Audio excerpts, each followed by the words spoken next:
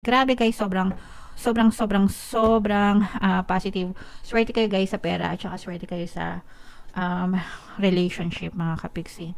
Okay, very evident guys yung sa relationship, no? Meron ditong presence ng earth signs, Capricorn, Taurus, Virgo. For some of you, you may be dealing with an earth sign. For some of you, maaaring may earth element kayo sa inyong natal chart. Unahin ko na ito guys, this is pagdating sa kaperahan. For some of you guys, parang merong pagdating sa kaperahan, swerte kayo sa kaperahan, swerte kayo, abundance of wealth and riches ito. Pero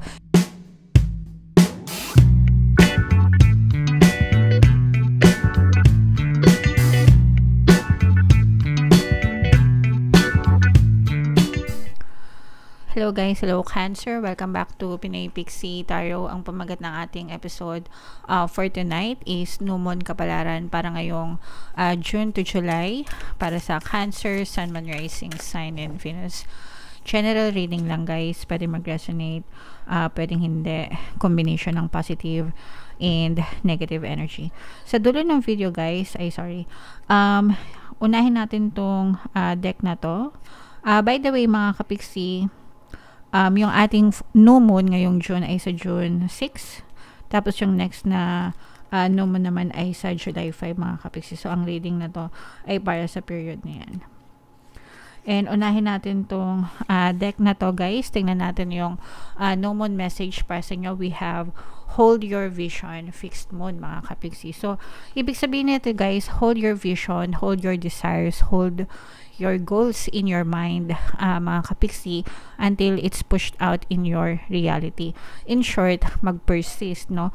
Panghawakan nyo yung mga pangarap nyo, panghawakan nyo, wag nyong bitawan mga kapiksi. Panghawakan nyo yung mga nais nyong ma-achieve sa buhay nyo, yung mga desires nyo, yung mga gusto nyo, yung mga pinagpapanata nyo, yung mga pinagdadasal nyo until it hardens into a fact and ma-push out siya sa inyong physical reality. So in short guys, wag na wag kayong susuko no matter what, okay? Attune to the moon guys. Yes, just say the word a lot and see how it feels. So yes is a very affirmative word mga kapiksi, okay? So ano yan, very inspirational, aggressive, di ba? Parang hindi pwedeng no, hindi pwedeng hindi, kailangan yes, kailangan oo, kailangan whatever happens, oo, mangyayari ang gusto ko, yes, I will get what I want, yes, I will get whatever I desire, yes sa lahat, yes, yes, yes, okay? So sabihin nyo lang guys, every time na nanlalambot kayo, nawawalan kayo ng pag-asa, just tell yourself yes, no, yes, ma-achieve ko yan, maybe not now but yes, it will come soon, yes, yes, yes, okay? Pampaano yan pampaboost ng inyong energy level mga kapiksi. Additional meanings for this card: staying power mga kapiksi, faith or patience are needed. Kailangan talaga yan, faith, patience mga kapiksi. Kung meron kayong gusto, again, babalik na naman ako dun sa parang nag-exercise lang kayo mga kapiksi, kung ano man yung goal nyo sa pag-exercise nyo, kung gusto nyo mag-build ng muscle or magpa-lose weight, diba, o kaya mag-strengthen yung body nyo, exercise yung sagot dyan, diba? And kapag ikaw ay nag-exercise ng 1 linggo, 2 linggo, makakita ka ba agad ng resulta? Diba hindi? Sometimes even makalipas na yung 1 buwan, hindi pa rin mga kapiksi, no? Pero it takes a lot of persistence, pagtitiyaga, so you have to have faith and stay in your power guys, no? Kailangan talagang faith and patience, and you do it over and over again even if wala kang makitang resulta for now. And then eventually, pag palagi mong ginagawa, palagi ka nag-exercise over and over again, diba? 3 months, 6 months, sometimes 1 year, doon makikita mo na yung pagbabago, yung changes sa katawan mo. Gradual yan mga kapiksi, just like how we manifest things in our life. Gradual yung mga pagbabago if you stay consistent, if you stay true to your goals, to your desires mga kapiksi. Very important na magkaroon ka ng harmonious relationships sa iyong desire, sa iyong goal sa buhay. Kaya wag kang mag-give up, wag kang susuko kapiksi, okay? For some of you guys, avoid stagnation, no? Ibig sabihin, layuan nyo, lubayan nyo yung pagiging stagnation, yung pagiging stuck. Importante yung palaging kumikilos. Again guys, even if you don't see results, no, kahit wala kang makitang resulta agad-agad, or even if after a while wala ka pa rin makitang resulta, persist anyway. Persist anyway, kasi pag nag-give up ka, wala na, katapusan na, di ba? Yeah, so, and for some of you guys, a personal or professional relationship will be enduring, mga kapiksi. So, ibig sabihin, if you are currently in a relationship, magtatagal pa yan, guys. Alright? So, comment down below, Cancer, if feeling nyo naka-resonate kayo dyan sa mga messages na yan. Tingnan natin yung ganap sa inyo ngayong no moon season.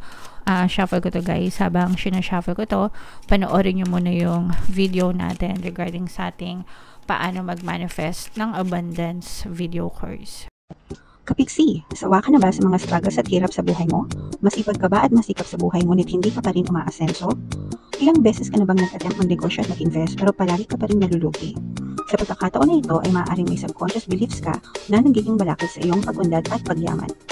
Introducing, paano mag-manifest ng abundance video course.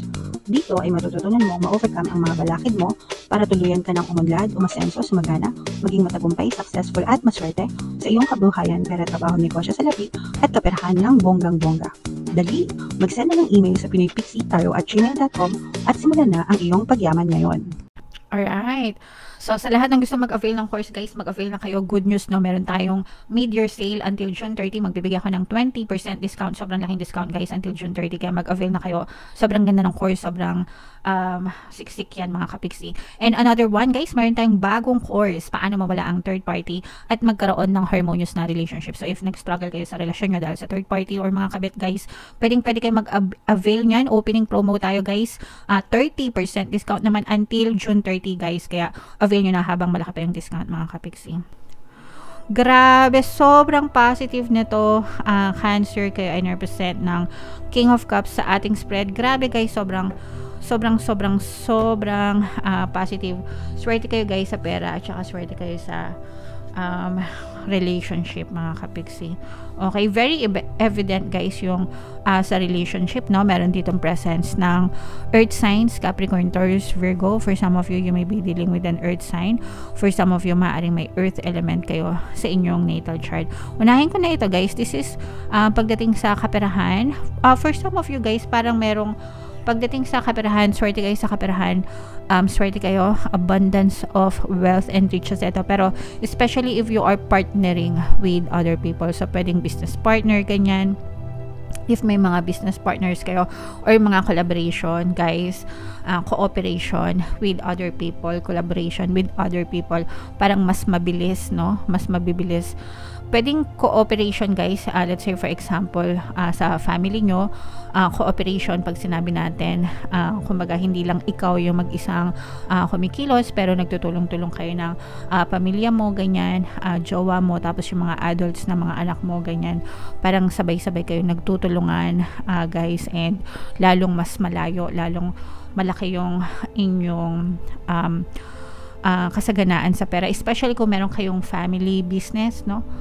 Sometimes ganun no, yung mga negosyo, pamilya yung nag-aasikaso. So, nakikita natin na very, very maswerte kayo dyan, mga kapiksi. And ganun din sa love life, guys. Nakikita natin na talagang eto, sobra to.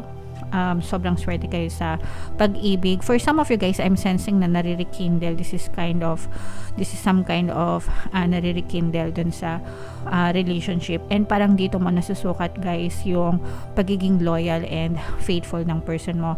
I'm sensing na yung iba sa inyo nagkaroon ng hardship sa relationship. Pwedeng nagkaroon ka ng third party, pwedeng nagkaroon kayo ng mga kung anong problema, pero dito mo nasukat kung gaano ka-loyal and ka-faithful yung person mo, kasi babalik at babalik to sa iyo whatever happens. For some of you, pwedeng hindi kayo nag-uusap ng person mo right now.